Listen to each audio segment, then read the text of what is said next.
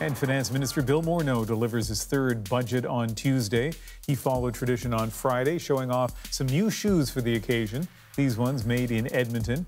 Expect to hear a new plan for paternity leave and a budget that's been assessed for gender parity.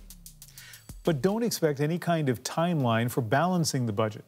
When the current fiscal year ends next month, there will be a deficit estimated at $20 billion with no real end in sight. Catherine Cullen tells us why the government doesn't mind living in the red. In the campaign to win power here, Justin Trudeau made a promise.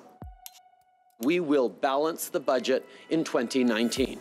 But that commitment has disappeared. There's still no timeline to eliminate the deficit. We continue to work hard to grow the economy. What we're doing is investing in the people who need the help. For years, Canadian governments have considered deficit a bit of a dirty word. And we will not fall back into deficit.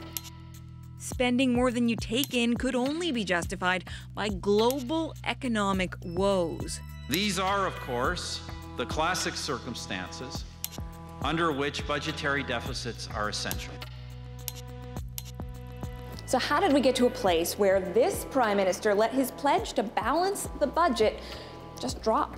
Well, for one thing, the Liberals decided that their other election promises were more important than balancing the books. That includes spending on things like public transit and bridges, as well as the always popular tax cuts.